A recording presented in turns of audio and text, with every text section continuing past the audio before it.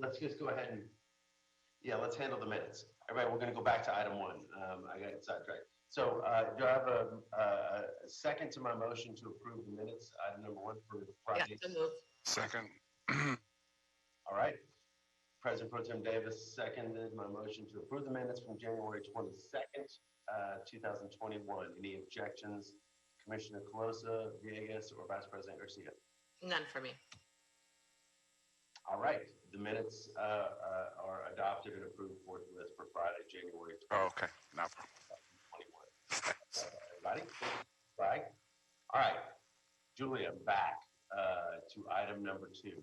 So item number two recommends the board approve an increase to the city engineers not to exceed cost ceiling from $16,370,295 to $21,300,000 to amend construction and maintenance agreements and rights of entry between the City of Los Angeles and the railroad agencies, including the contract with the National Railroad Passenger Corporation, contract with BNSF Railway Company, contract with the Los Angeles County Metropolitan Transportation Authority, contract with the Southern California Regional Rail Authority Metrolink, and contract with Union Pacific Railroad for the 6th Street Viaduct Replacement Project.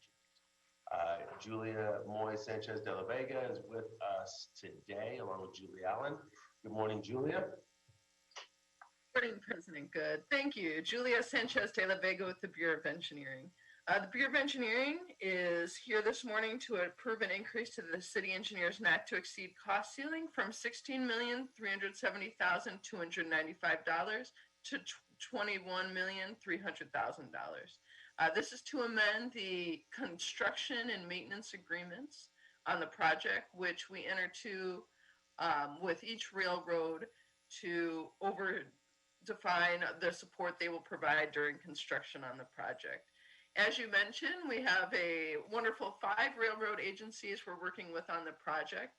So going from east on the project to the west, first we have the Union Pacific Railroad, known as UPRR. And then on both sides of the river, we have the Southern California Regional Rail Authority, also known as Metrolink. Moving to the other bank of the river, the west bank of the river, we have Metrolink again. They're on both inside banks of the river. And then we have BNSF Railway, known as BNSF. We have the National Railroad Passenger Corporation, which I'll refer to as Amtrak. And then the Metropolitan Regional Rail Authority. So that's Metro. So in November 2004, the board first authorized the city engineer to enter in agreements with the railroads for a not to exceed amount of $6.5 million. And you can see on page 2 of the report, that shows kind of the project in its current state, as well as the 2 banks, the east and west railroads that we're discussing this morning. The most recent increase approved by the board for these railroad agreements was in July of 2019 for a ceiling of the current number, the $16,370,295. And at the time, due to schedule uncertainty and funding considerations, additional contingency was held in the project budget to accommodate future Board of Public Works authority for increase. And today we're coming to you with our third request for increase for the C&M agreements. So as you know, a lot has happened, and we've been to the board for various actions since July 2019. Principally, the schedule has been extended by 4.5 months since we last came to you for Railroad Authority, and we notably reached the project settlement agreement with contractor Skanska, Stacey, and Woodbeck, and that was under Council File 200516. And along with the dynamic project and relationship with the contractor, we've had, very dynamic coordination with the railroads. There have been changes to their practice and policies due to COVID-19 and the economic conditions impacting all of us, as well as staffing changes on the project that's bound to happen over a 5-year project, at least that we've been working with them so far. And in particular, the flagging costs for the project have significantly escalated. Flaggers are individuals that are charged with protecting the railroad as well as our workers whenever we're working on or adjacent to the railroad tracks. So, for example, when we have full force work going on both the east and the west banks of the river, that means we have 6 flaggers supporting the project at once for every minute we're out there working. So that's 1 for each agency with 2 for Metrolink on both sides of the river. Because they have separate systems and lines on both sides, they require 2 flaggers. So I'm going to talk about some of the impacts, these policy changes I alluded to that have impacted the flagging costs and needs for the project. Particularly impacts that have occurred since we last came to the board that are impacting our railroad costs and projections. Starting with Union Pacific Railroad, as I mentioned, they're on the very east side of the project, and they have a large yard area. They have 7 different tracks, and they have cars that are stored there, are being taken apart and built there, and they have a very active area. So they have determined, because of the potential hazards, the moving cars, they are only allowing work to occur with cranes or other equipment that would have a potential to impact the tracks. Um, we're only allowed to do that when there's no trains present below. So that has impacted our activities. We've worked around their regular yard work. For example, only about 50% of day shifts are we able to work, because otherwise they have cars moving and activity in the yard. And we're able to, fortunately, take advantage of about 75% of the night or swing shifts we have on the project. And because of that, quite a bit of our work has also been pushed to weekends. Because we can't work with cranes and actively work and perform major activities when there's any cars parked, we need to have the yard cleared. And they have a provision in the contract to allow us those, but quite a cost of $16,000 to the city. So the additional flagging and weekend windows required have caused escalation to the flagging. Another source of cost escalation from UPRR is related to the prevailing wage rate for the flaggers. Unfortunately, UPRR realized a few years into the project that it was not billing at the prevailing wage rate, that it was not compensating their employees at the appropriate prevailing wage rate called out in our contract. Since we get billed on a lump sum, we weren't aware of this. We were billed for, say, 8 hours of flagging for lump sum flagging shifts. But nonetheless, this was brought to our attention. We worked with the Office of Accounting and the Bureau of Contract Administration to confirm the appropriateness and scope of the charges. We're finalizing our discussion, but it looks most likely that will have a cost impact of $400,000 for work that has been paid, performed to date, the flagging to date on the project, and another $400,000 for flagging anticipated to support the rest of the project, for a total projected impact of $800,000. So moving a little bit further to the west, I'm going to discuss SCAR Metrolink that has, as I mentioned, rails on both sides of the river.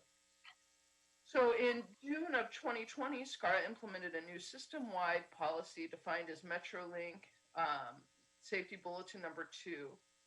And that necessitated additional flagging. This policy came about because of incidents that occurred on Metrolink system, not related to our project, but nonetheless new safety requirements that apply to all the projects, including those actively in construction on the system. What this basically requires is whenever we have more than 10 people working on either side of the or both sides of the river, we need to have an additional flag person referred to as a watchman.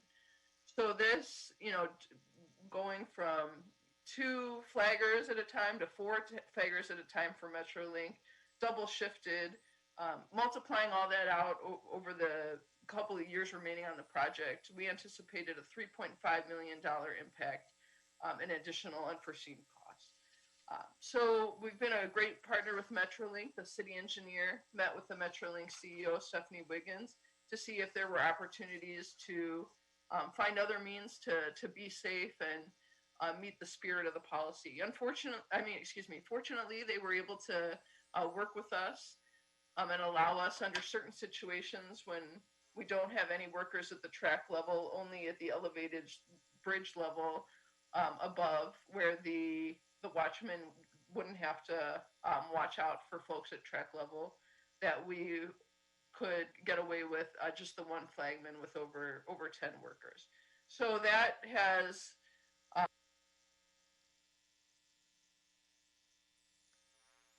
You muted, Julia. Okay. Muted, Julia. it has reduced the impact to about a half, $1.7 million. So we were fortunate to be able to work with them. In addition, SCARA, something that became apparent to us since we last came to the board, was that SCARA will require, whenever we're doing work in the depressed river corridor, we had envisioned that we wouldn't need flagging support on the banks of the river. But SCARA, because of potential, for the crane during certain lifts to potentially impact their tracks, they have mandated that we have a flagger present when we are within that river corridor. And that is $750,000. We anticipate that cost that we hadn't envisioned when we came to the board in July of 2019. So the west bank of the project, we're just now really getting going on the west bank. So we haven't incurred a lot of flagging costs to date, but now we're putting the false work for the edge girders and floor beams that support the viaduct. And we're looking forward and have revised our estimates for support on the west bank, assuming near continuous access for construction activities to make sure that folks can move through all the different agencies right away. And have factored in additional contingency and potential for unutilized shifts or last minute changes in order to make sure we have what we feel will be an appropriate budget moving forward. So speaking of the money, I will refer you to page 3 of the report. I think it'll be helpful. We have 2 tables there for you to take a look at as we look at this. As I mentioned previously during the presentation, due to project schedule uncertainty and funding considerations, at the time when we came to the board in July of 2019, we held money in the project budget, as I mentioned, to accommodate future increases. This included $1.7 million in right-of-way contingency. And then we further, with the settlement, the global settlement that was reached with the contractor, there were $2.2 million added under 200515.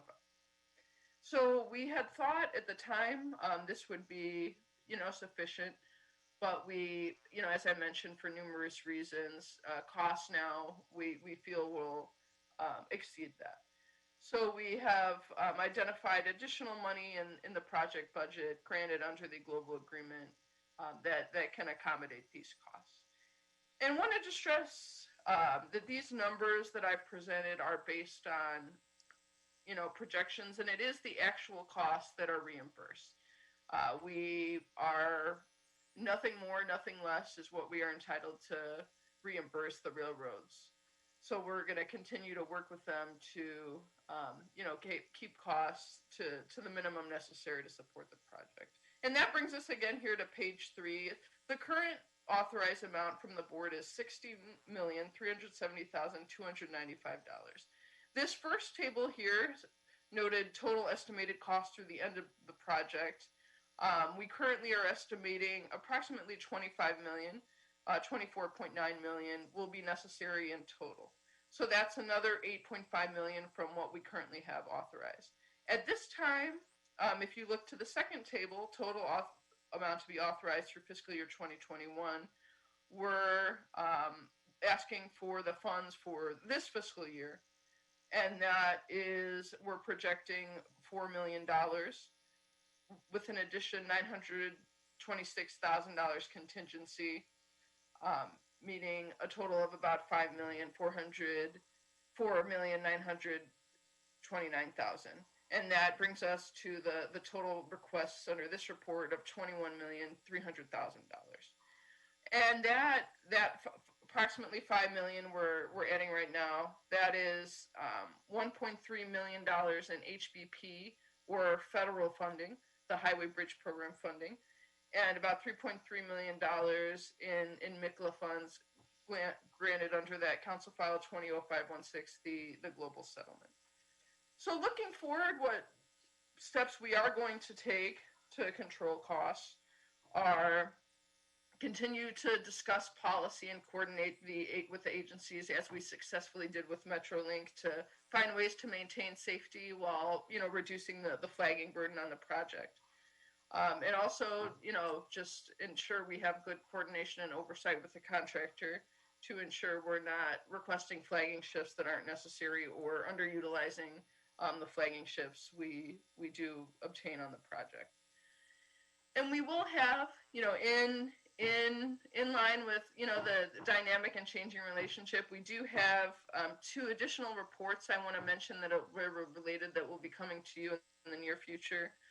One, as I mentioned with SCARA, we were able to find a way to reduce the impact of their new safety policy.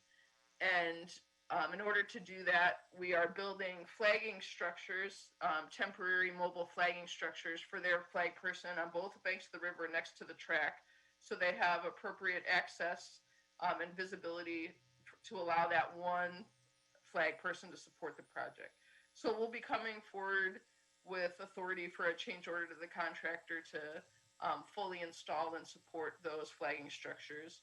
Also, since this report has been processed and come to you, we have had Metro let us know that they are not able to support flagging on the project due to COVID and other staffing impacts. They have requested that the project provide it. So the contractor has been able to train its folks and provide that, but we'll be compensating them through a change order instead of via the direct city payment. So those 2 items will be coming forward. I am happy to address any questions. Thank you. That concludes my report. Thank you, Julia. Just one quick question before we go to my colleagues. Does that Metro change, does that affect the dollar amount that we are looking at with these amendments? Yes. So we're projecting that during the time, whatever time Metro is unable to provide flagging and our project's providing it, we wouldn't be incurring those costs from Metro. So we do have that money in the report. As I mentioned, it's just a projection and the cost will be based on actual, but we are, it's very likely that will go down. Mm-hmm. So presupposing that y'all will end up coming back also on another round with this, given that the sort of incremental funding that was provided in the settlement by council and the settlement agreement, I mean, the overall cost per end of project, in other words, is it's 25. We're only getting amending to 21.3 here, which indicates that you'll be coming back for the remainder of that, potentially, given the modification or the potential change order with the Metro contract. Maybe it's not 20, so maybe it's not 25 is the ultimately the point. Even though it's just apples or it's whatever you want to call it, Peter and Paul, apples and oranges. The project itself will be paying the costs rather than these contracts. Yeah. Mhm. Thank you, Julia. Okay, Vice President Garcia, do you have any questions or comments? Thank you, President Good, and thank you, Julie, for your very thorough report. I actually do not have any questions. I was briefed on this and asked her a million questions that day. Thank you. Thank you, Vice President Garcia. President Pro Tem Davis. Yes, thank you so much, Mr. President. I wanted to ask Julia about unfortunately, your audio went out, and I missed only half of your statement when you said something about the reduction of $1.7 million. Could you further explain to me there? Oh yeah, absolutely. My apologies for the audio issues. So yes, the MetroLink safety policy requiring those 2 flaggers per bank when we have over 10 employees or workers on either side of the river. We were able to work with them. We had projected that would impact the project to a degree of $3.5 million. And by working with MetroLink at the executive level and with their safety team, they determined that it would be appropriate to meet the intention of the safety policy by having just 1 flag person when there weren't any workers working at the track level. They determined that even if we have more than 10 people above on the viaduct, that because we wouldn't have folks on the track, that we wouldn't need that additional flagger. And of course, when we have big concrete pours or we're erecting false work, we have to have workers on the track. But predominantly, most of the time, we're able to work up ahead. So we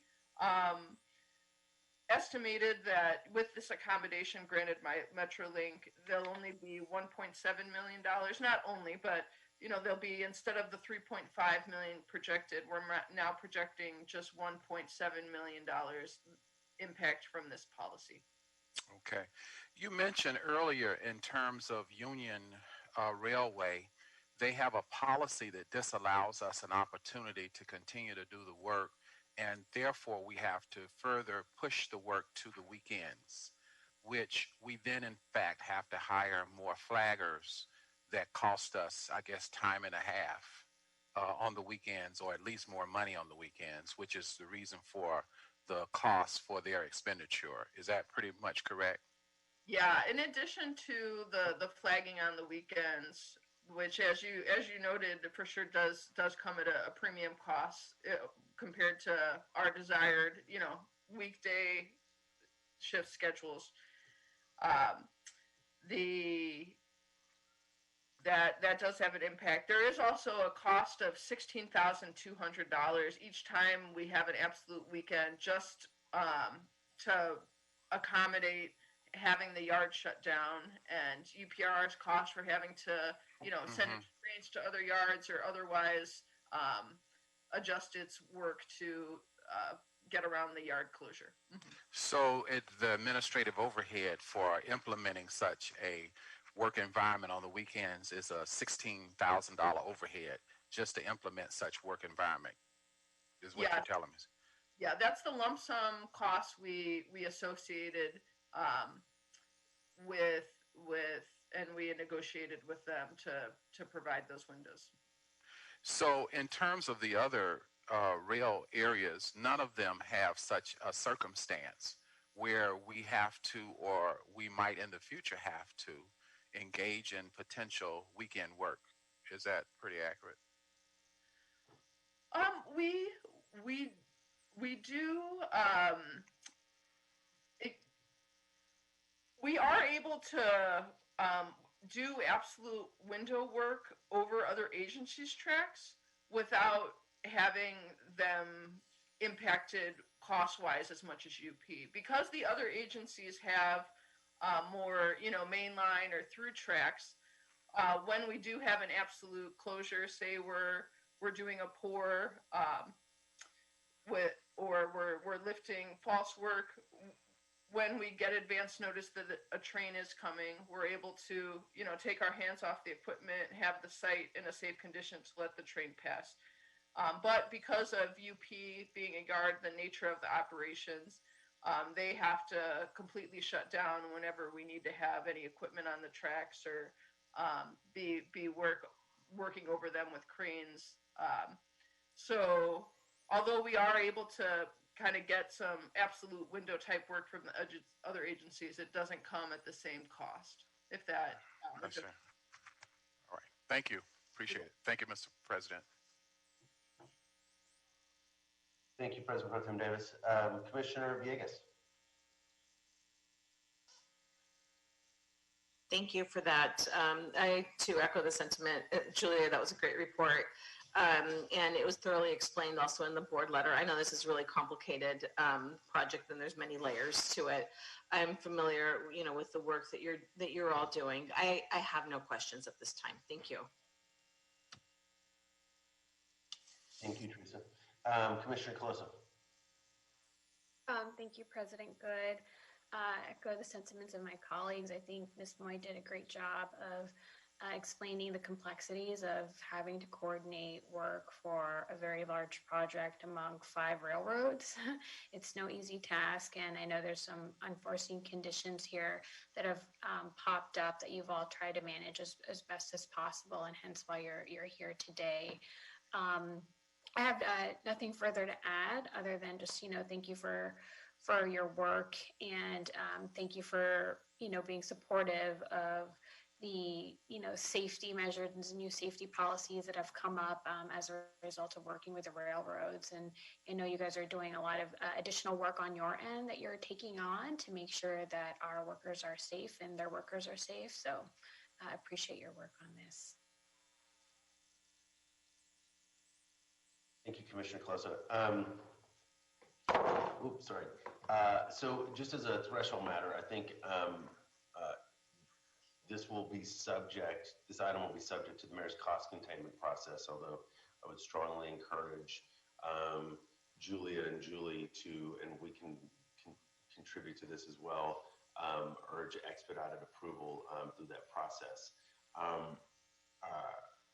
I do have a couple of questions. I mean, look, in the spirit of comedy, not ED, but ITY, I don't want to be negative, but I am curious, like the Union Pacific failure to pay prevailing wage, for example.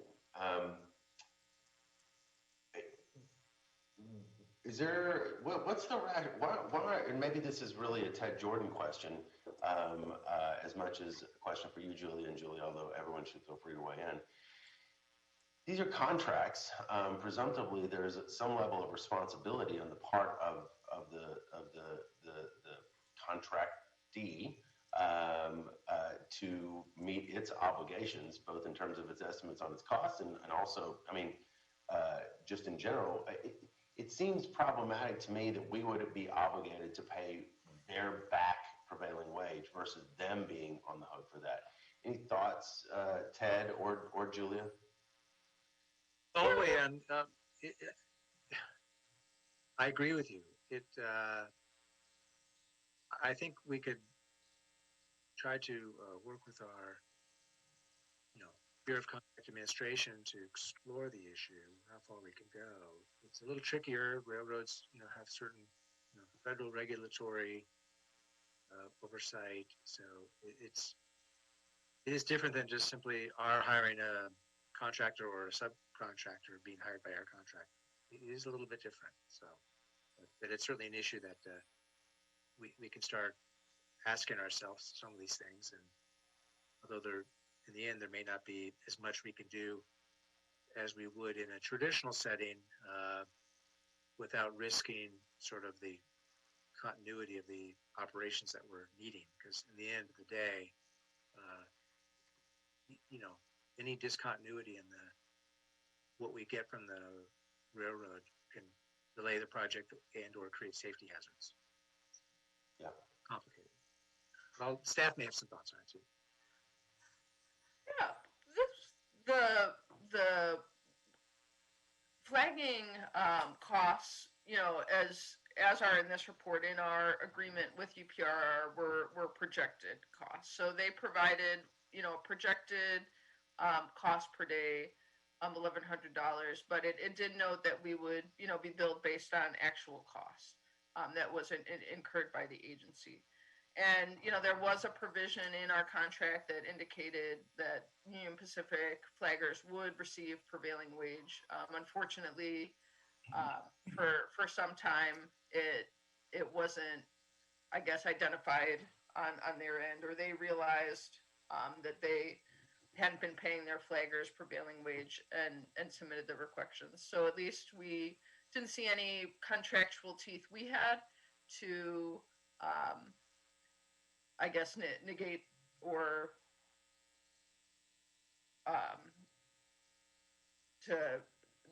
and we had the OCC. They did review the records and the rate change just to ensure it complied, and that what they were paying was in line with the prevailing wage policies and laws. So we don't feel, I guess, we're in a position to or have the teeth in the contract to deny these legitimate costs that were incurred by the railroad. Okay. I mean, I guess I would just put it on the record that I look forward to the continuity and the partnership continuing. Striking and unseemly the failure to pay prevailing wage for such a substantial amount of time, and then to put us on the hook for it. But I also I hear you, and I appreciate the fact that OCC checked it out. Another question, Julia. So obviously this is a substantial, we've seen substantial changes here in terms of costs, and these are substantial costs. They're predicate to being successful here because, as I think Commissioner Closa hit on, worker safety, and by the way, appropriate compensation are paramount. The only thing's more important than the bridge in some ways. Peace of mind is not really crucial, but as I know you all have experienced. So the contingency, and I'm the last person who's going to advocate for more money, the contingency that you've included in here, do we feel pretty confident that coupled with the overall estimate for end of project, that's going to be sufficient? I understand completely that to say dynamic factors are at play would be a gross understatement, particularly in light of this tiny little existential pandemic that we're mired in. But I just wonder if,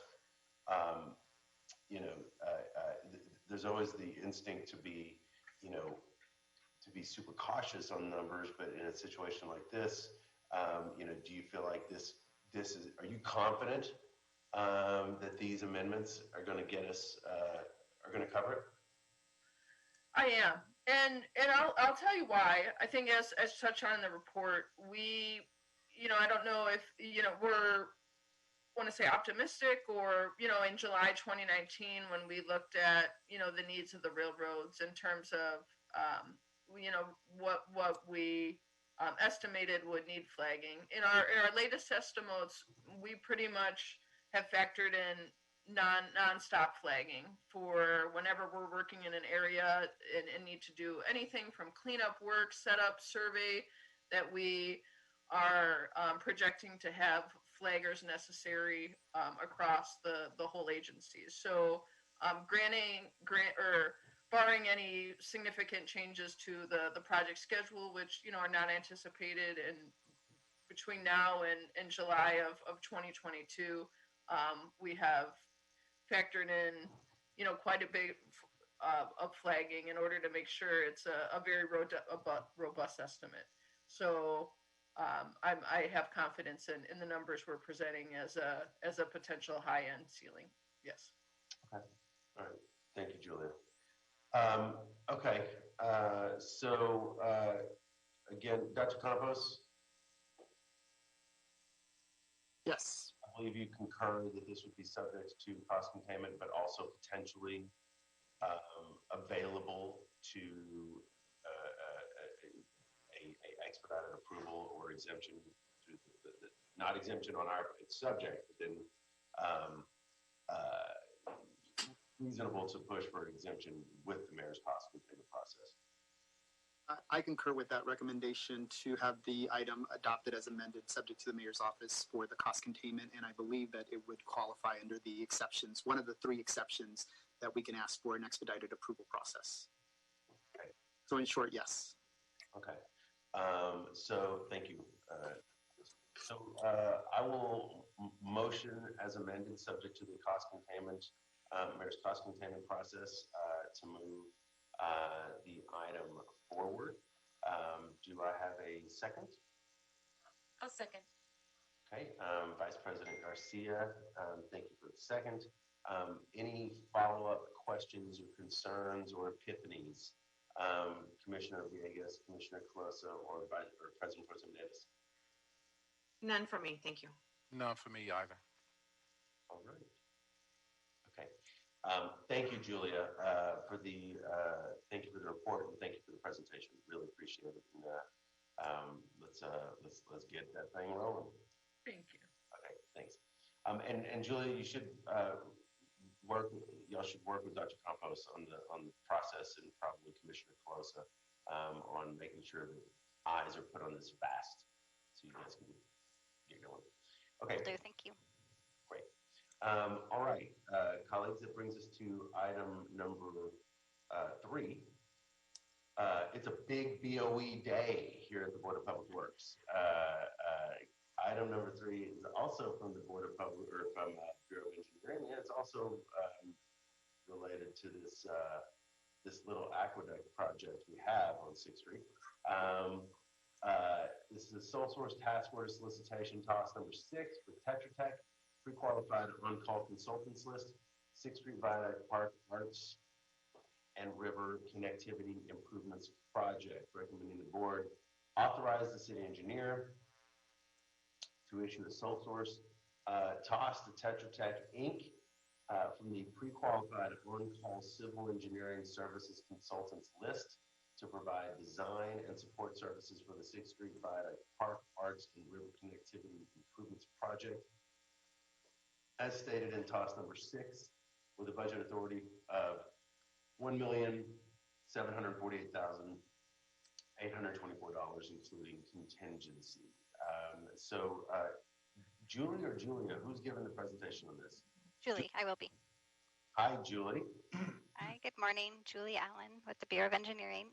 So in addition to the viaduct that we are constructing, as this report indicates, we are also designing and constructing a brand new 12-acre park underneath the viaduct that will be in construction once the viaduct is complete.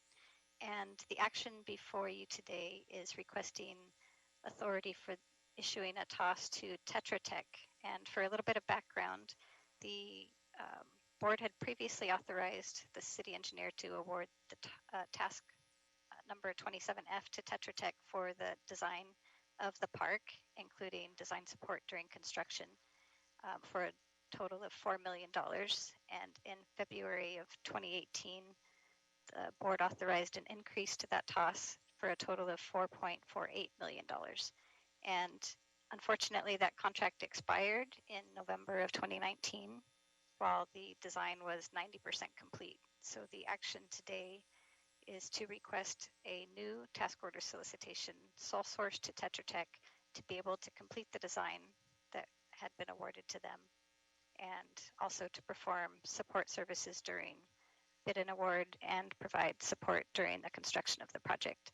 So a little bit of background on the park. As I mentioned, it's a 12-acre park, and it has a total project cost of $38.1 million, and it will be basically installed below and adjacent to the new 6th Street Viaduct, and it spans all the way from the Arts District on the west to the freeway on the eastern portion, and it includes a lot of amenities, including an arts plaza, performance space, soccer fields, multi-purpose fields, dog parks, basketball courts. Basically, it's a great community amenity in a neighborhood that has very few parks and recreational opportunities. And this project has been heavily supported by Council District 14. And also we're working with Recreation and Parks because they will be the operator and maintainer of all of the facilities once they are constructed.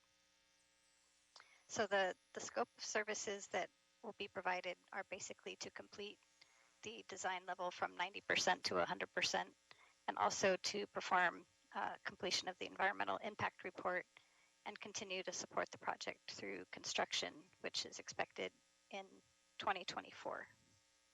So the purpose of the sole source task order, as I mentioned, is because bringing in a new consultant once the project is 90% designed would be a challenge. They would have to upgrade a lot of or start from scratch on a lot of the technical calculations that have been performed and do a significant amount of rework to take over a previous engineer's design and make it their own.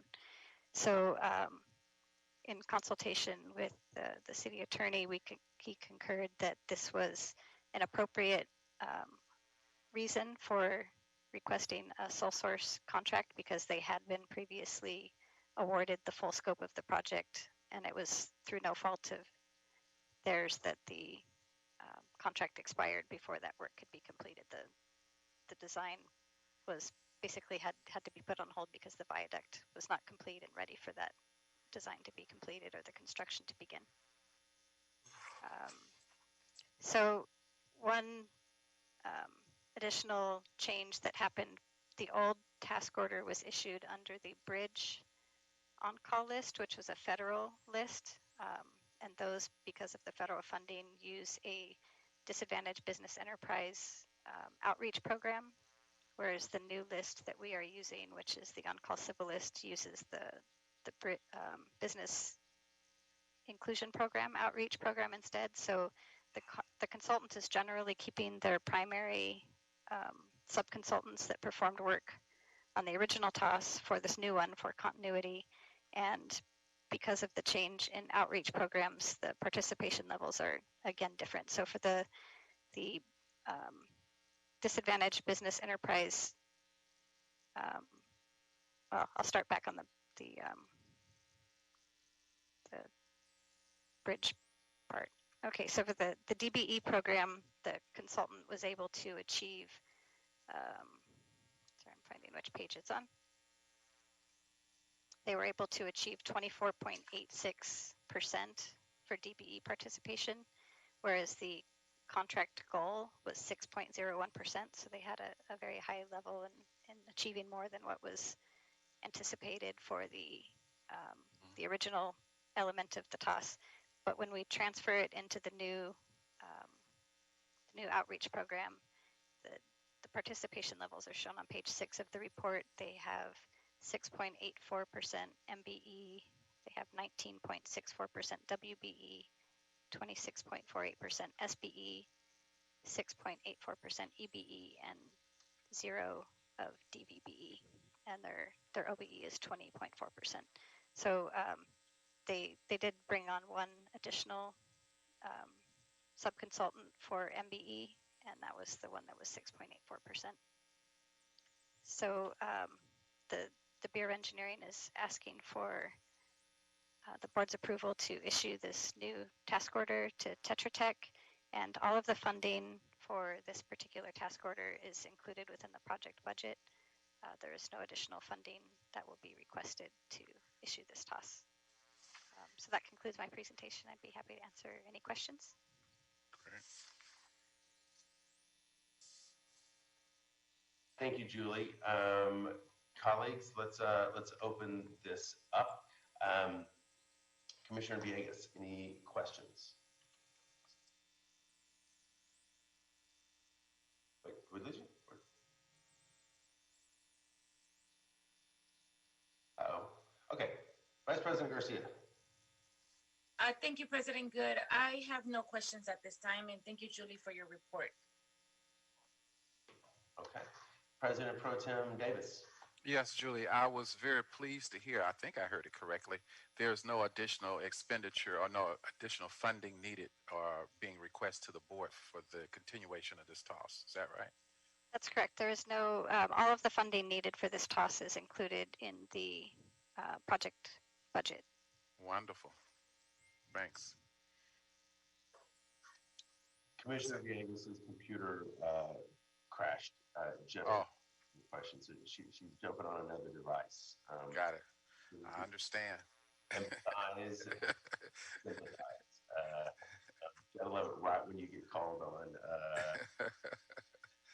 There she is. All right, Commissioner Caruso. Commissioner Villegas get her bearings back. No problem. Thank you, President Good. I don't have any questions for Ms. Allen. She briefed me on this item. The only thing I'll add for those who are interested, or if you're a member of the public listening in, is that the 6-3 team, in coordination with the council office, is also doing outreach right now on these projects. So I believe they have some outreach events that are all virtual up until February 8th on different components of this project. So I just wanted to share that in case people are interested. But other than that, I don't have any questions. Thank you, Ms. Allen, for the report. Thank you, and thanks for bringing up the outreach meetings. I had intended to cover that. I think we've had 4 so far out of the 6, and they've been well received so far, so we appreciate that. Is CD4? I mean, I know CD14 are doing. They're doing these with y'all, right? The outreach meetings. That's correct. It includes CD14 as well as the Department of Recreation Parks and Bureau of Engineering. Right, that makes sense. Okay, Commissioner Villegas. I'm back. Bad timing. Thank you, Ms. Allen, for the report. I don't have any questions either. I was able to read the letter, the board letter, before our meeting, and your explanation was really thorough. I appreciate it. Thank you. Thank you. Thank you. One question I have, Julie, and first of all, I mean, this park is going to be amazing, and it's a very, very exciting project. It's going to make that entire place so special. On this item, why were they only able to complete 90% by the expiration of the contract? Why was it not able to get finished? Based on the timing of when we awarded the task order, I don't think that there was time to complete their entire scope of work. It just, the design was ongoing, and the lists expire with the bridge on-call list, and there's no opportunity to extend the on-call list from the bridge list on-call list. So we had expected when we originally awarded it that they would not be able to necessarily complete it, and the design had no urgency to some extent because we knew that the viaduct project itself was being delayed. So there, that's why it wasn't completed on time. Got it. And then the movement to the consultant on-call list versus the bridge list. Again, that's predicated just on the fact that there's no federal dollars in this next toss. That's correct. Yeah, thank you for bringing that up too. So originally the project was expected to include federal funding, so we used the bridge on-call list for federal contracts, and ultimately the project does not have any federal funds, so we chose not to use the federal list. It didn't make sense. It's not a bridge and it's not federal funded, so it's more appropriate to use the on-call civil list for work that doesn't meet those criteria. Seems pretty logical. Okay, given that, I mean, I want y'all to be able to move as expeditiously as possible. I do think that given that this is a new toss, even though officially the scope is not changing, this does fall into the cost containment bucket. And I think that you're probably okay on time, is my sense, but I would still urge the deployment of, or the request for, expedited review. Dr. Campos, does that comport with your take take on this? I completely concur, yes. So let's all be knocking on the door to make sure this stuff gets dealt with quickly. Okay. So thank you, Ms. Allen. Do I have a motion to approve and move this forward? Oh, Thank you, Commissioner Rosa. Do I have a second? I'll second. Thank you, Commissioner Villegas. Any concerns or additional questions? President Pro Tem Davis or Vice President Garcia? No questions for me. None from either. All right. With that, no objections. The item is adopted forthwith and as amended, subject to the mayor's cost containment process. Thank you, Julie. Thank you. Excellent work and presentations as always. Really appreciate it. I just can't wait for this thing. Okay. I know y'all are the choir to that. So, all right. Thank y'all. Have a great day. Okay. All right, folks. Let's move to item number 5. Item number 5 is a Public Works Trust Fund loan, Southern California Gas Company franchise public right-of-way valuation study. Recommending the board, 1, find that the requested loan proceeds will be deposited into the city's general fund number 100, Department 74, which interest earned is retained by the general fund and is also the same fund where interest earned in the Public Works Trust Fund number 834, Department 50 is transferred to on an interim basis. 2, approve the waiver of interest assessment. 3, authorize a new $368,000 loan from the Public Works Trust Fund, Fund 834, Department 50 to front fund costs associated with the completion of a valuation study of public right-of-way value for the Southern California Gas Company franchise. 4, authorize the Board of Public Works, Director of Accounting, to transfer $368,000 from available funds within the Public Works Trust Fund at number 834, Department 50 to the General Fund, number 100, Department number 74, Board of Public Works. Account number 003040, Contractual Services. 5, authorize the reimbursement of funds from a direct appropriation from the General Fund or other alternate identified source of funding to be recommended by the Mayor's Office of Budget and Innovation, subject to approval by the City Council, where the amount and time of reimbursement will be determined to repay the loan in full on or by fiscal year end 2022, 2023, i.e. June 30, 2023. And finally, 6, authorize the Board of Public Works Executive Officer or designee to make any technical or accounting updates to the recommendations above to effectuate the intent of the mayor and city council. Dr. Campos and our friend Norman Tanada are here to present on this. Take it away, Dr. Campos. A great good morning, commissioners. Fernando Campos, Executive Officer. Erica Blyther is with us too. Yes, we are joined by our team, great team, Norman Tanada, our fund manager for the Public Works Trust Fund, and also Erica Blyther from the Office of Petroleum and Natural Gas Administration for any technical questions regarding the Southern California Gas Company franchise. The item before you is simply a request to authorize a loan from the Public Works Trust Fund in the amount of $368,000 to front fund and pay for the evaluation study of the Southern California Gas Company franchise pipeline value. The request before you is simply to raise money at this time. It's requesting to find the money so that we can actually go into a contract to do the evaluation.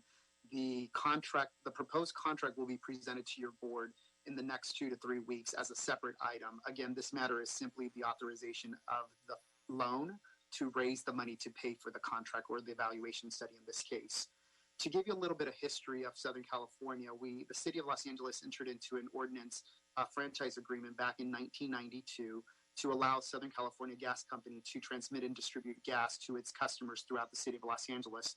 That pipeline franchise study or pipeline franchise ordinance was good for 20 years. It expired in 2012. Around the same time, 2012, the city of Los Angeles started looking into negotiating a new ordinance or a new franchise for 20 years with Southern California Gas Company. However, during the negotiations in 2012, on or about 2014, there was a litigation claim known as Jax versus the city of Santa Barbara, and that litigation claim continued from 2014 up to about 2018. So it took about 4 years. The matter was appealed to the courts, and it was actually elevated all the way up to the Supreme Court. And in June of 2017, the Supreme Court decided that the fees that government agencies assess for franchise fees are not considered taxes. Just to give a little context, the argument from Jax was that Southern California Edison at the time, the electricity bill, was passing on the franchise fees to its taxpayers, and therefore it alleged that it would be considered a tax. And therefore the Supreme Court went through a very long process, about 5-year process, to make its determination. The Supreme Court did come back in June of 2017 indicating that it was not a tax so long as 2 tests were considered. The first test is that the government agencies need to negotiate these franchise fees in good faith with the franchisees, in this case, Southern California Gas Company.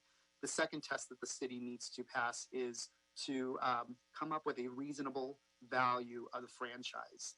The reasonable value is exactly what we're trying to propose to do the study, and that is to have an independent contractor consultant to come in and provide options that the city can consider during its negotiations with Southern California in terms of what is the value of the Southern California gas pipeline franchise, to use the public right of way under the streets within the city of Los Angeles. So from 2017 till the present, we've been asking for extensions on the ordinance for the Southern California Gas Company franchise to hold us over until we get to this valuation study. In 2019, the Board of Public Works did request funding to fund this project through the budgetary process. We were successful in obtaining funding through the budget process. However, we did go through a series of solicitation processes that have not been too easy for us, to say the least. In March of 2019, we attempted to release an RFP. That RFP yielded 1 proposal. That proposal was evaluated by the evaluation committee, and that the evaluation committee recommended not to award that contract or not to select that vendor. We then tried a second time, and we solicited using the Bureau of Engineering's on-call list, and that process yielded no result or no proposal. We did have at one point one contender or one vendor that may have submitted or could have submitted a proposal. However, due to conflict of interest, the vendor decided not to submit its proposal to the Board of Public Works. And so now we find ourselves trying to one more time, and for the third time, we solicited using a RFB, request for bids, using the on-call list with the CAO's office, the City Administrative Officer's office. They have an on-call list for economic development services. In partnership with the CAO's office, we released the RFB back in August of 2020. We did receive 1 proposal back on September 18, 2020. That proposal came back at $378,000. However, due to some minor negotiations with the consultant A&M, Alvarez and Marcel, we were able to reduce that cost down to $368,000. Again, this item before you is not the approval of the contract or not the approval to enter into a contract for the evaluation study. The item before you, again, is just to raise the money to pay for this evaluation study. So the next steps for us is to move forward with raising the money. We're asking the board to approve the loan from the Public Works Trust Fund. We're also asking the board to waive the interest assessed to this loan simply because the interest that's earned in the Public Works Trust Fund is transferred to the general fund, and the loan proceeds will be deposited into the Board of Public Works, which all interest is earned is already transferred to the general fund. So in essence, there is no reimbursement or recovery of interest to the general fund because ultimately it'll go to the general fund at the end of the day. So therefore, we're asking for the waiver of interest assessment. In addition to this, the request before you is authorizing us to go ahead and disperse the fund subject to the mayor's office, mayor's approval and city council, and then also collect the monies as a reimbursement to repay this loan. We are asking the board to adopt this item as amended, subject to the mayor and city council simply because our policies and procedures require the mayor and the city council to approve any loans from the Public Works Trust Fund at this time. With that, I will pass the baton over to Mr. Norman Tenata, who can provide you some details regarding the status of our Public Works Trust Fund, our health, our financial health. And then if you have any questions after his presentation for the entire team, myself, Norman, and Erica are available to answer any questions that you may have. Thank you, Dr. Campos. Hello, President Good, Board Commissioners, City Attorney, and Executive Officer. My name is Norman Tenata of the Board of Public Works Financial Management Section. I will be discussing the financial status of the Public Works Trust Fund and impact the loan will have on the general fund. As of June 30, 2020, the balance of the Public Works Trust Fund is $144.4 million. The outstanding loan balance as of June 30th is $35.4 million, consisting of 12 loans. This equates to a 24.51 balance to loan ratio. However, the board has approved 4 additional loans totaling $78.9 million that were either dispersed or pending disbursements during current year fiscal year 2021. This includes a $75 million loan to provide emergency cash flow in response to the COVID-19 pandemic. When you take this into consideration, this brings the aggregate total of pending and outstanding loans to $114.3 million with a 79.1% balance to loan ratio. If approved, this $368,000 loan will bring the aggregate total to $114.7 million with a 79.4 balance to loan ratio. In June 2020, loan status updates were sent to those departments with outstanding loan balances requesting that they provide a timeline on when their next payment would be and at what amount. Based on responses received from the departments, it is expected that $7.2 million in payments will be received during this fiscal year. Of the 7.2, 5.1 in payments should be received between July and December 2020, and an additional 2.1 will be received hopefully between January and June of this fiscal year 2021. I will continue to work with the Office of Accounting to verify status of these payments and follow up with the departments if needed, as these payments are critical in restoring the working capital of the Public Works Trust Fund.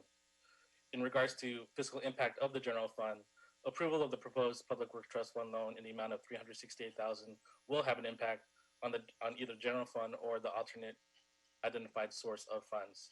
This impact of the general fund will be determined when the actual source of reimbursement is recommended by the Mayor's Office of Budget and Innovation, which is to occur by the end of fiscal year 22-23. That concludes the financial portion of this presentation. Again, if you have any questions, feel free to let us know. Thanks, Norman. Thank you, Fernando, Dr. Campos. Very helpful. Norman, you said we anticipate $7 million in repayments over the course of this fiscal year? Correct. Okay. And then for the board's benefit and the public's benefit, and I apologize if you said this and I lost it, the board policy on loan to balance ratio is what percentage? We tend to hover between 25% to 35% at max. So currently, if approved, this will bring our balance to loan ratio to 79.4%. And we don't have do we have an official policy on what the max number on that is? I can't remember. Mr. President, the official policy is 25%. However, we did make an adjustment about 4 years ago to go up to about 30%. And then we would notify the board on any risk that may be taken to approve any loans beyond that 30%. As discussed during the COVID crisis, we did lend out $75 million to the city, and that exceedingly put us way over our threshold. However, the loan is considered very low risk in terms of reimbursement from the federal government. So we know the monies are coming back. In fact, we allowed the city to repay us until June of 2022, I believe. Some of that money may come in by the end of this calendar year. So it's just a matter of timing for cash flow. I don't believe there's high risk regarding that $75 million. If you remove the $75 million from our portfolio in terms of loan, our balance to loan ratio is about 24% more or less. So that puts us right within the cushion. And even if it went a little higher, this loan before you that we're asking for $368,000 is equivalent to 0.25 of 1%. So a quarter of 1%. So it's not a significant impact in terms of cash flow. but that is reliant on that reimbursement from the COVID-19 loan that we gave to the city. We are working with the CAO's office. They know that we are reporting back to City Council, and we anticipate a payment hopefully by the end of this calendar year, if not the full repayment of the loan. Thank you, Dr. Campos. Thank you, Norman. All right, and thanks for the report. Colleagues, let's open this up. Vice President Garcia, any questions or comments? Thank you, President Good. No questions really. You asked what I was thinking too, President Good, and Fernando and Norman have done a very good job in explaining where we're at in our public trust funds. That was one of the first things when I came to the board that I learned about. So I'm very conscious about this, but I think Fernando has a good pulse of where we're at, and I support this because it's not as much, but it's something that we need to do for the Petroleum Office. So Erica, thank you for your presentation and for all the work that you've been doing around this report, around this loan, and just everything around the petroleum that you have done. So thank you for that, for all your service that you're doing. That is for me. That is it for me right now. I do support this when the time comes. Thank you. Thanks, Vice President Garcia. President Pro Tem Davis. Hey, you're muted, Mike. You're on mute. I echo and support the observations of Vice President Garcia, and I have no other comments or issues with the item before us. Thank you, Mike. Commissioner Villegas? I don't have any questions either. I appreciated, the report and the presentation, both very thorough. Thank you. Thank you, Commissioner Villegas. And Commissioner Closa? Thank you, President Good. I think you asked a lot of the questions that I was going to ask about our balance to loan ceiling, and just want to be mindful of how many loans we're giving out. I know that the board and the Public Works Trust Fund, took that hit in the summer, as we, willingly wanted to, in terms of supporting the city's broader COVID-19 efforts.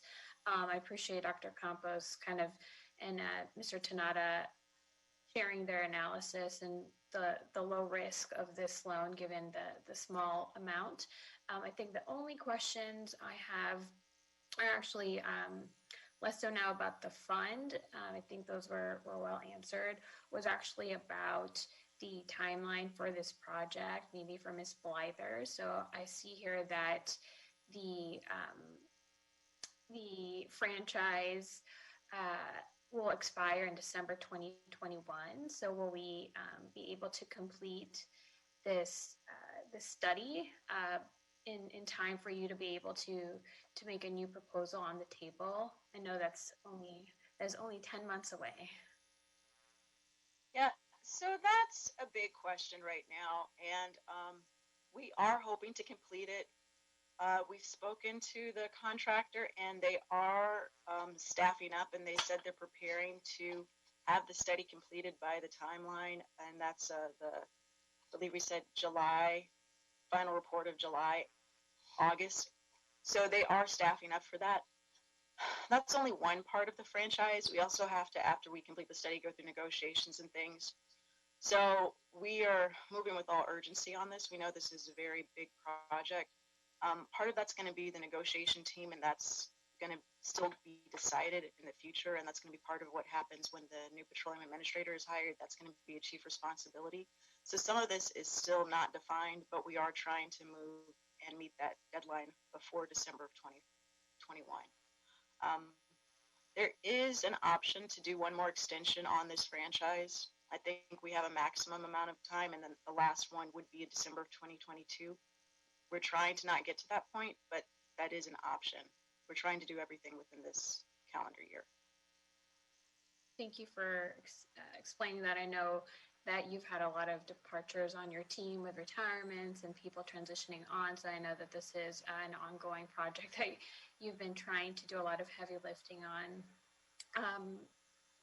The last question I have, I think, is for Dr. Campos. I know you mentioned that there was an original amount that this proposer put in their bid. I didn't hear it. If you could repeat it again. And I think what's listed here in the board report, the 368,000 is a negotiated amount. Could you repeat the original amount that they were requesting?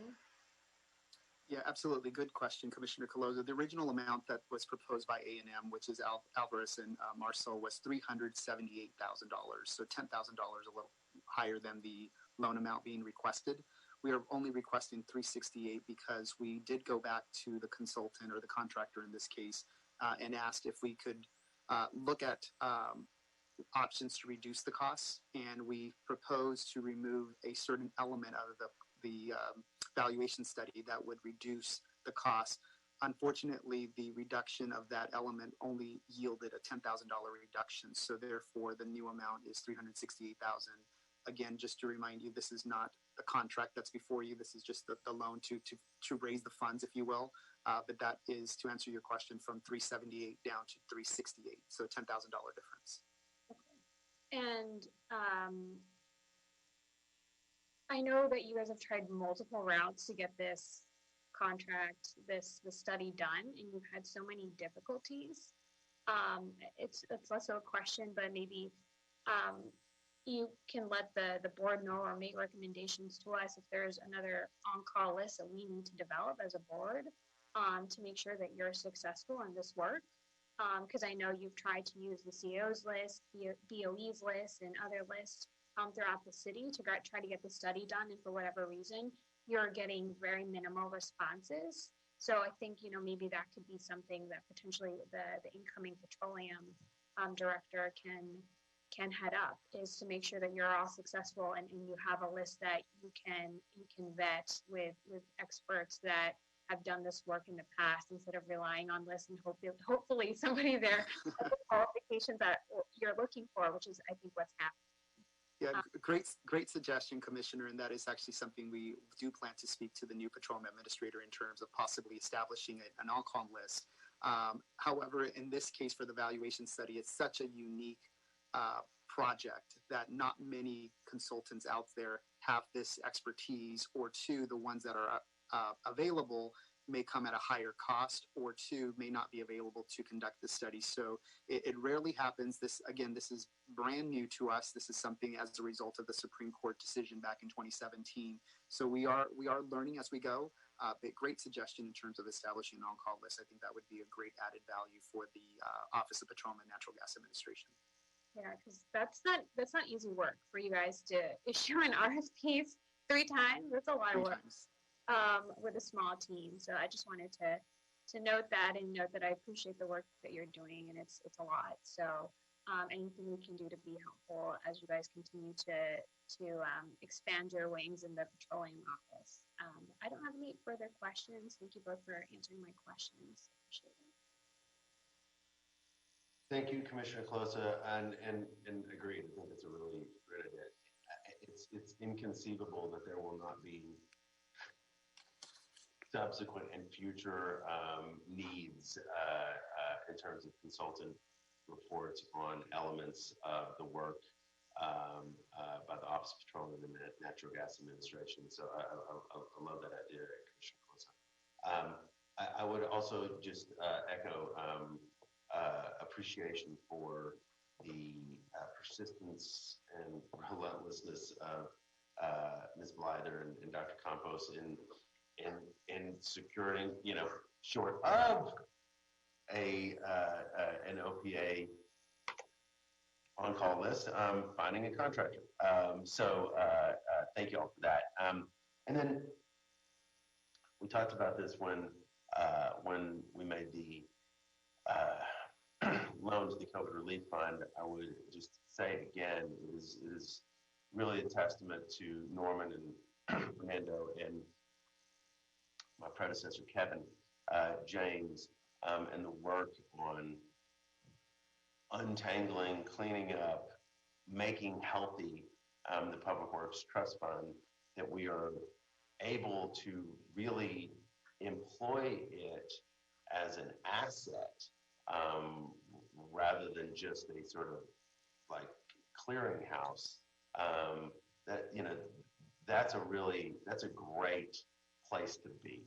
and obviously has to be done judiciously and in compliance with and adherence to board policy and charter policy, but or charter mandates. But it really is a great thing that that y'all have gotten this fund to a place where it's a possibility in scenarios where we need possibilities, and we're certainly in a moment in time where possibilities matter. So this is yet a second time in which the great work done in getting this fund healthy has, to use a scientific term, potentially saved bacon.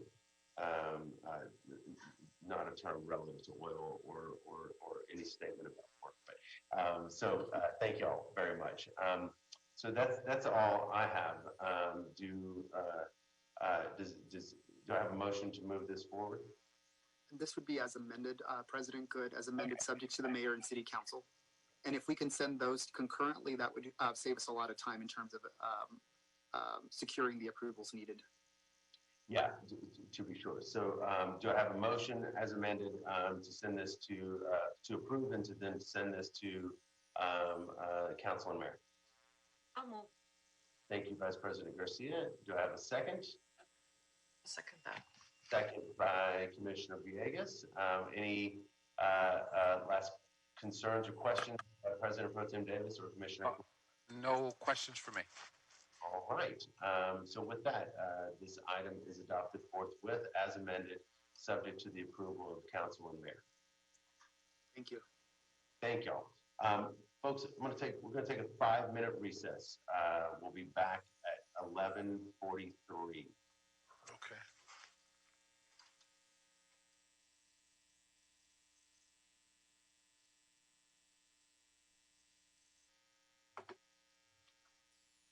Give me 1 second. Testing 1, 2, 3. Mr. President, you are live and recording is on. Terrific. Love being live. Would you like me to reestablish quorum for you? Just gonna say, we have quorum. I think I see it. Great. It's 11:45 a.m. Establishing quorum again. President Good, Vice President Garcia, President Pro Tem Davis, and Commissioners Caloza and Villegas are present. President Good, you do have a quorum. Thank you, Dr. Campos. All right, folks.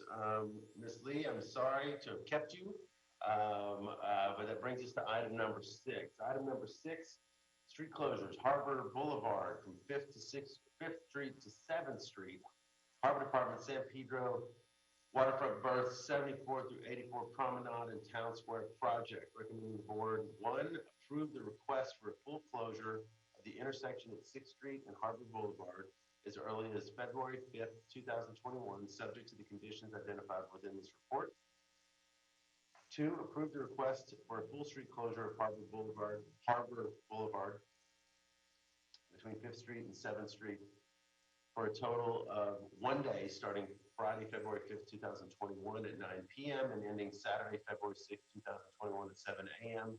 subject to the conditions identified within this report. And 3, authorize the city engineer and the director of the Bureau of Street Services to administratively approve a separate and additional 1-night full closure if unforeseen conditions delay the start and or completion of this construction. Ms. Lee is with us from the Bureau of Engineering.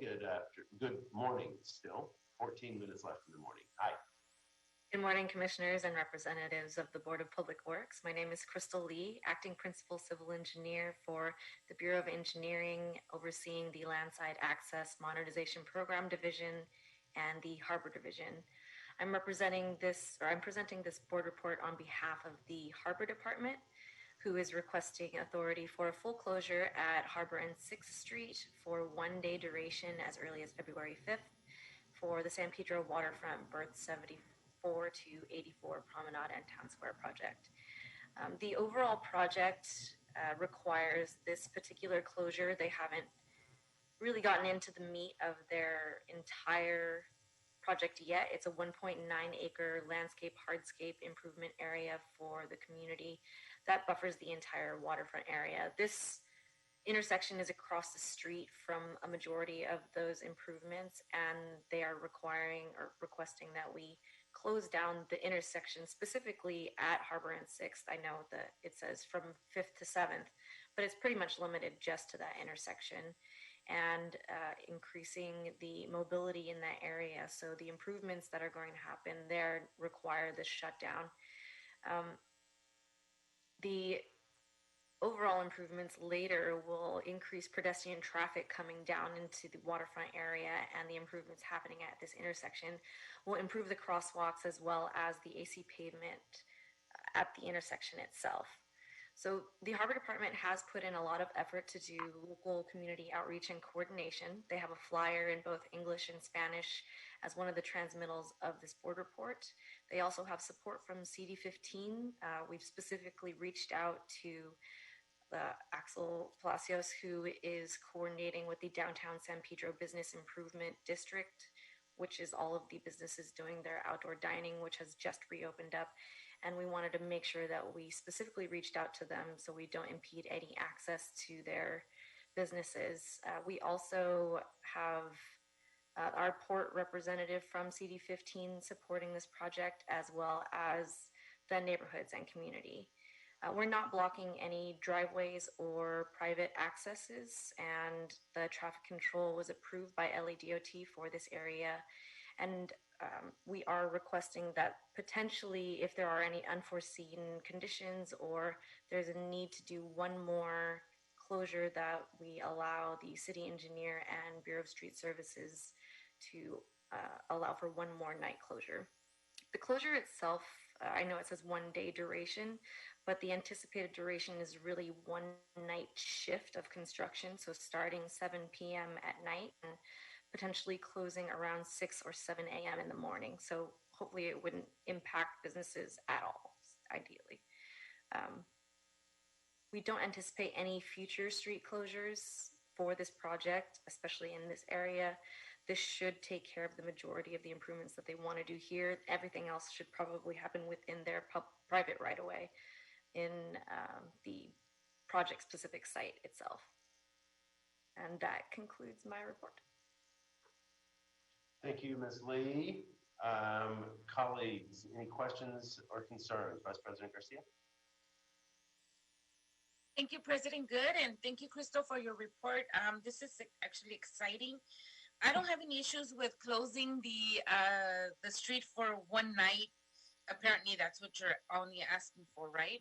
Just right. One night. And I always ask this during, but you alluded to it, but just to clarify, no businesses will be impacted with this closure, right? Right. There's going to be appropriate signage per the approved LADOT traffic control. As I mentioned, there's also a detour map included in as part of this board report that just shows all the traffic going around a block or two, which actually would probably filter traffic past the businesses, hopefully increasing business traffic. Perfect. Well, that's always good to hear. I don't have any issues. Thank you for a report, and I look forward to following this project along. Thank you. Thank you. Thank you, Vice President Garcia. President Pro Tem Davis? Yeah, no problem. I mean, no questions from me. I appreciate the outreach to both the council office and the neighborhood associations as well. I think that's critically important, and I appreciate the report. Thank you. Thank you, President Pro Tem Davis. Commissioner Villegas. Uh-oh. All right, Commissioner Colosa. We'll get Teresa back. Okay.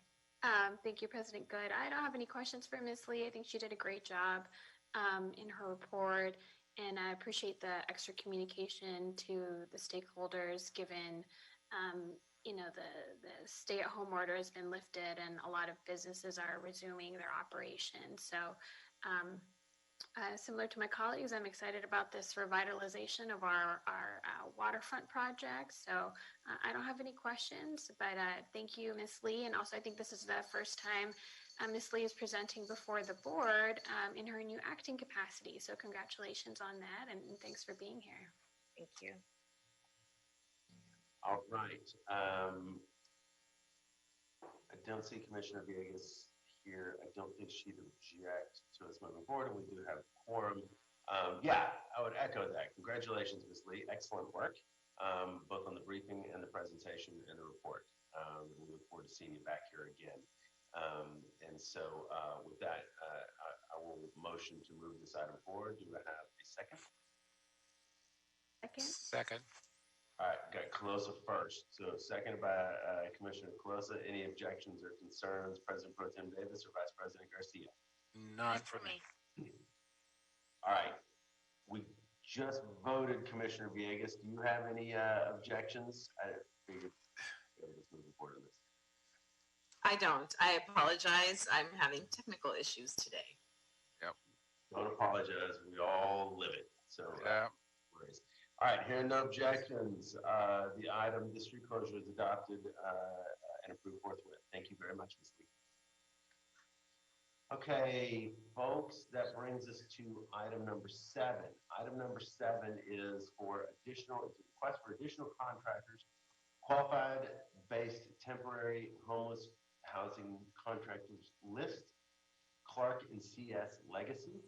I'm recommending the board, 1, authorize the city engineer to add Clark and CS Legacy to the short list of qualified based temporary homeless housing contractors, and 2, distribute the plans to one of the pre-qualified contractors on the short list of qualified based temporary homeless housing contractors and negotiate a price or bid the project to the 6 qualified firms on the list. I see Mahmoud Kremzada is here with us. Is Marina also joining? No, Marina had to go for another meeting that we had. So, yeah, we have a standing meeting also on Tuesdays. Very sorry about that, Mahmoud. Thank you. No. We don't get you for long anyway. Understand. Your presentation. Good morning, President Good. Good morning, board commissioners. The motion before you is almost the third of its kind, where we have come to your board before and added the contractors to the list. As just give you a background, I know it's been a long meeting, but very quickly, last year, July 1st, the City Council empowered the Bureau and the board, board approved for the Bureau of Engineering in order to have emergency path for design and construction of homeless housing. As a result, we came before your board on July 31st, have a motion for your approval to create a qualified base contractors through our as needed or pre-qualified contractors that we have had for municipal facilities. So many of those contractors did not show interest, but as we go along with the list, we have seen contractors coming and reaching out to us and ask to be included in the qualified base list, which we welcome in order to promote the competitive basically nature of the contract, as well as the fact that we could spread the work more around the different contractors. So then on October 30th, we added a Mori company, which was a pre-qualified contractors for our emergency sewer operations. And now we are asking your approval to add 2 more contractors, one Clark Construction, who is from the municipal facilities where first time around they were not interested, but now they are. And CS Legacy, who is the recreation and parks pre-qualified contractors. And just let you know, as you're considering this motion going forward today, there will be more contractors reaching out already to us and in consideration through our process that we have set in order for them to be evaluated and then coming with another motion before you will approve. Thank you. If you have any question, I will be glad to answer. Thank you very much, Mahmoud. Just one clarifying question before we get started. On the second move clause, is this basically just a hypothetical for future projects? I mean, because it reads a little like there's a project in the hopper, typically. Yeah, basically, as we encounter, if I understood your question correctly, as we encounter the different project with the different condition, with the different environment, we might use one or another method. Okay. Okay. May come back to it. Vice President Garcia, any questions? Thank you, President Good. Mahmoud, thank you. Nice from here. Nice seeing you, actually. So I guess we only have you for a few more times, so we're okay with you presenting. Thank you. Mahmoud, just a quick clarifying question. Once this passes through, Clark and who was the other one? CS Legacy Construction will make 6 in our on-call list. That's correct. We will have 6 contractors now on our list, and hopefully the next project will go and will be bid through these 6 contractors. And let me ask you a question. Now that you have 6 contractors, I know that there's a lot of projects. How do you determine what project goes to what firm? Well, just to give you a little background, at the beginning when we started, since we were learning about the projects, how to work this new way of doing things, very fast track, the Chandler Boulevard project been done, design, construction altogether in less than 5 months. So we negotiated at the top of the list with one of the contractors. But since then, we have been bidding through the entire list. So that means we are going to get all 6 of them to bid on the project. We will have a pre-bid meeting with them. We will have a workshop with them and go through the drawings, go through their question, answer their questions, make sure their bid will be reasonable and they don't have ambiguity in order to throw money at the items that they don't understand, make their bid most reasonable as possible.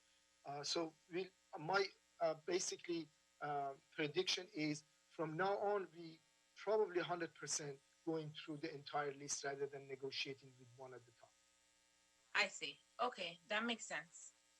Thank you. So will BOE be the designer of this is the homeless this is the temporary trailer shelters, right? Okay, Yes. got it. So BOE will make the design and then they kind of follow along and do the management of the construction and everything else? Is that the vision we have here? A good question. So far, we have done the design ourselves. About 30% of the document, which we call them a bridge document. And then the construction contract is set as a design build, where the contractor hires its own architect and engineers, and they work with us, and they working through us, complete the design and construction documents. But I could see in the future that the project could make sense because could be a small, we can just do all the drawings all together and bid them through the list again. However, so far, in order to speed up the process, we have been doing design build contracts. I see. Okay. That's it for me. Thank you, Mahmoud, for your thorough report and your answering the questions as well. That's all for me, President Good. Thank you. Thanks. And Mahmoud, I reread it and I get it on the second move clause, FY. All right, President Pro Tem Davis.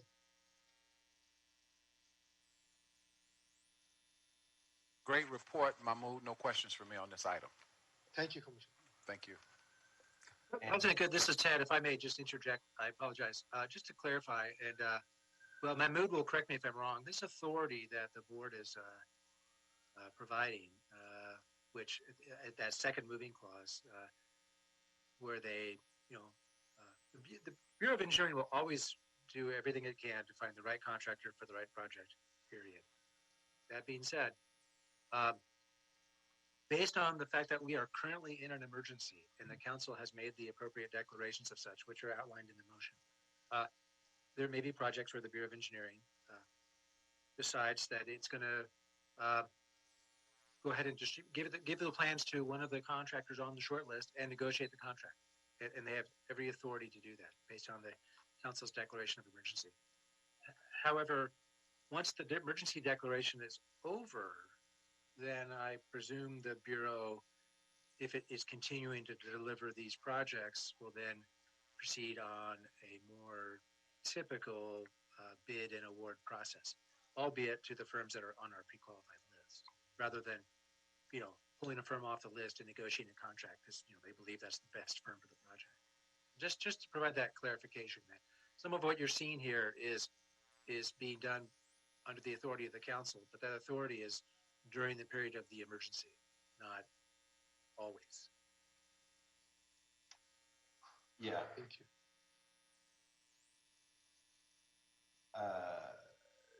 Yes, that's exactly right. Thank you, Ted, for that clarification. That's a great point. Now, it is also important to note this emergency is not the safer at home emergency. This is a separate, basically, state that the council identified, correct? I believe so. It refers to the date when the council approved that suspension of the competitive bidding rules. Right. I believe it was during the COVID-19 pandemic. But it was on Yeah, it was July 1st. July 1st, yeah, not attached to the mayor's emergency safer at home order. This was based on the council's action. Yeah. Just want to clarify for everybody as well. All right, thank you, Ted, and thank you, Mahmoud. All right, Commissioner Villegas? Thank you for that. I don't have any questions. I just appreciate, the context, Mr. Jordan, and, thank you for the briefing as well. And I'm good. Thank you. Thank you. And Commissioner Corso? Thank you, President Good. I don't have any questions for Mr. Karimzadeh. I just think this is exciting that BOE is adding more people to our on-call list. It's a big deal. It's taken a lot of work to get to this place, as we heard him outline the technical assistance that had to be done in order to get contractors to be interested and actually want to put in the effort to be part of this short list. So I just wanted to emphasize how much work that is on BOE, and that y'all are really, I said y'all, I think I'm listening to President Good too much. I've done that a few times now. Taken to get to this place of kind of building our marketplace for homeless housing contractors. So I think this will ultimately, and we've seen it already, continue to make it more competitive. In general, I think this will hopefully continue to also see some of the prices decline, which we've already seen as a result of more people bidding and becoming interested in these projects. So I just want to say that. So thank you, Mr. Karimzadeh, for this. And I look forward to seeing more contractors join this list in the future. Thank you, Commissioner Closa. I think y'all hit all the key points here.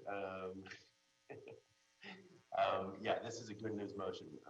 Thank you, Mahmoud, and I'm sorry Reno wasn't with us, but it's great that people are now competing or want to jump into this work, and that's obviously going to be helpful to the city and beneficial to dealing with this one of several existential crises that we face as a city. So thank you for that. I will motion to approve your motion. Do I have a second? I'll second. Thank you, Commissioner Closa. Any concerns or objections or epiphanies? Vice President Garcia, President Pro Tem Davis, or Commissioner Villegas? None for me. None for me. Not for me either. All right. Hearing no objections, the item is adopted forthwith. Thank you very much, Mahmoud, who we lost at just the right moment, I guess. Thank you. All right, colleagues. Mahmoud, you there? Looks like he logged back in. Mahmoud, we voted it down. Sorry about that. So, Sorry about that. I had to log out and come back again. Somehow I lost internet connection. no problem.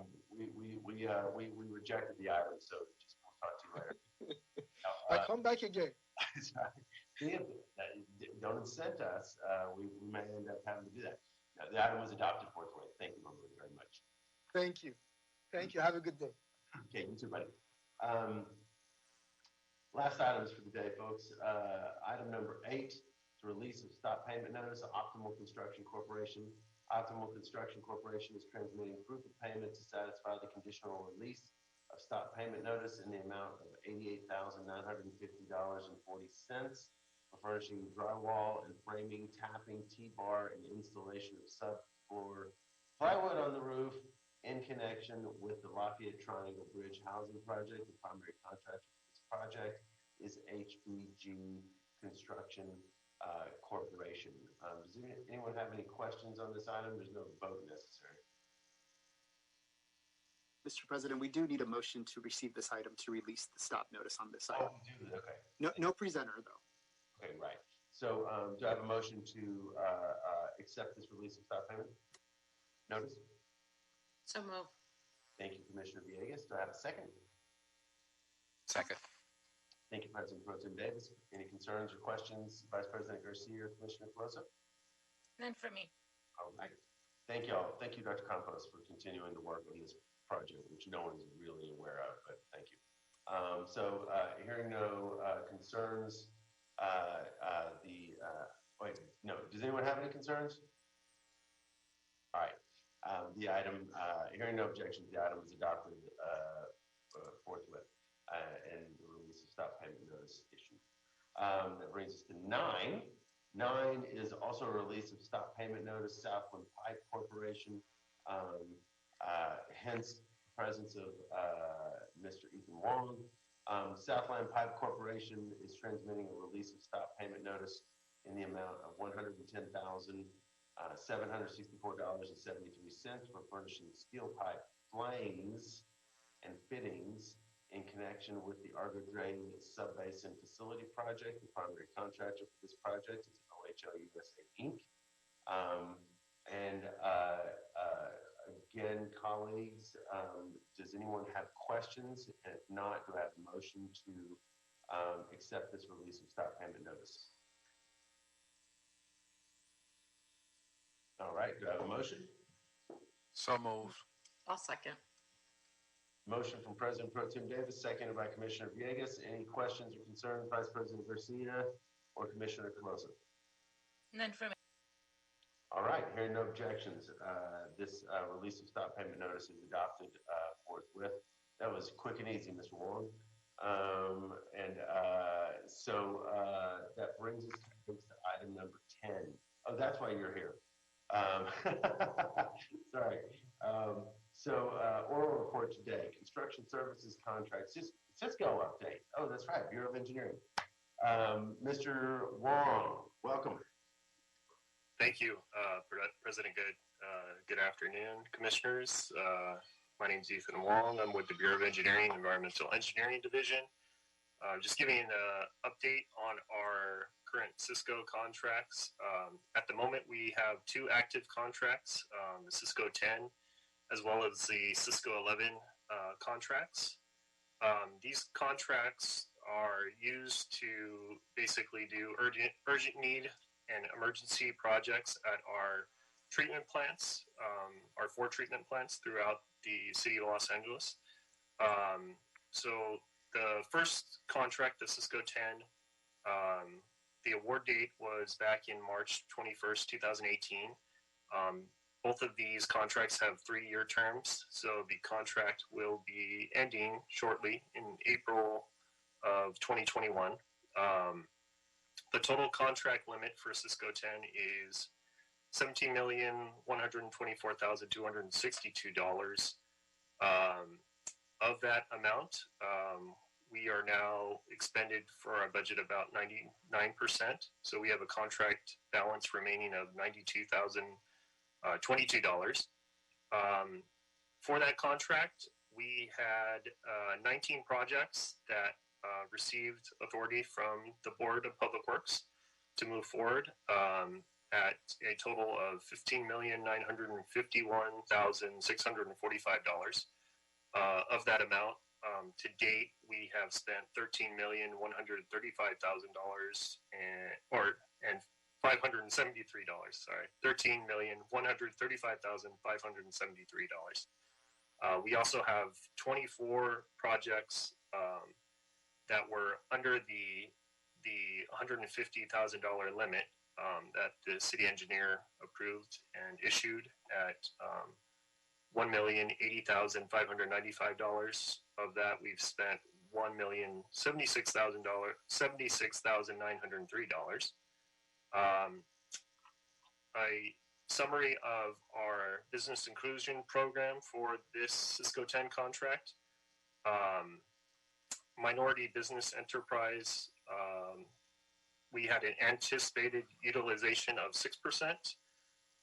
Women business enterprises, we had a anticipated utilization of 2%. Small business enterprises, we've had a anticipated utilization of 20%. Emerging business enterprises, we had a anticipated utilization of 1%, and disabled veterans business enterprises, we had a anticipated utilization of 2%. For the MBE, WB, SBEs, and EBEs, I'm proud to say that we exceeded the utilization. The MBE total to date is 13.2% of the total contract. The WBE percentage is 5.1%. The SBE percentage is 22.3%, and the EBE percentage to date is 11.1%. The only categorization that we fell slightly short on is the disabled veterans business and enterprise, where our utilization that was anticipated was 2%. We were at 1.9. We do have a slight amount of money in the budget, so we are hoping we can, by the end of the contract, meet that goal of 2%. But it's been somewhat difficult to find subcontractors that meet that category, but we are still giving our best efforts on that. I am going to move to our Cisco 11 summary, which is also a 3-year contract. This one was awarded August 14th of 2019. So we have till next year, September of 2022, when this contract will expire. So we have roughly spent about 49% of the total budget, which the contract limit is $15 million. So projects to date, we have 6 projects that we came before the board to issue work on, and that value is $6,530,000. Of that budget amount, we've spent $4,952,220 to date. We also have an additional 18 projects that are all under the $150,000 limit. The budget of those is $817,334,000. Of that, we spent $694,320. We are roughly, like I said, spent 50% of the budget to date. We do have some upcoming projects that we've also received authority to move forward on from the board, as well as some other smaller projects. Our MBE utilization, MBE, WBE, SBE, EBE, and DVBE utilizations are 8%, 2%, 15%, 1%, and 1% respectively. To date, since we are only at 50% for MBE, we are at 4.9% of the 8% anticipated. WBEs, we are at 0.8% actual versus the anticipated goal of 2%. SBEs, we have exceeded the anticipated goal already. We're at 16%. The goal was 15%. EBEs, we also exceeded already at 4.5%. Goal was 1%. And DVBEs, we have not been able to utilize to date. That pretty much concludes my summary of these 2 reports. If you have any questions regarding this, I'd be happy to answer at this time. Thank you, Ethan. Just one very perfunctory and probably should be embarrassing question. Why do we sequentially we initiated Cisco 11 while Cisco 10 was still going. How does that sequencing get planned out? That's a good question. Typically, we budget pretty much all the projects with the Bureau of Sanitation or LA Sanitation and Environment. Within the first year and a half to 2 years. So pretty much we have an allocation that we are basically filled up that $15 million. Both of these past contracts were issued for $15 million. Cisco 10 actually, there was a motion issued in January of 2020 to increase the contract ceiling for a project for the homeless facilities division of Bureau of Engineering. But typically when we know we are going to exceed the 15, then we let out another contract. So we will be coming before the board for what would be Cisco 12 in the near future. So basically, try to stay ahead of it so that we're not, exactly, which should have been intuitive. So thank you, Ethan. I appreciate that. Commissioner Villegas, any questions? Thank you for that report, Mr. Wong. It was really thorough. I don't have any questions. I appreciate it. Thanks. President Pro Tem Davis? No questions for me on this item either. Thank you. Vice President Garcia? Thank you, President Good. No questions from me either. Thank you. All right, thank you. And Commissioner Caruso? President Good. I don't have any questions for Mr. Wong. I appreciated hearing about the MBE utilization with all of our contractors there. And I think especially for Cisco 10, some cases you more than doubled the anticipated utilization amount. So I think that's why Dr. Davis has no questions for you, because you have met your goals. So that's very nicely done. So thank you. Called out, Mike. Yes, I see. But yeah, thank you. It is really encouraging to see that, Ethan, and thanks for the very thorough report and explanation. Really appreciate it. We'll look forward to Cisco 12.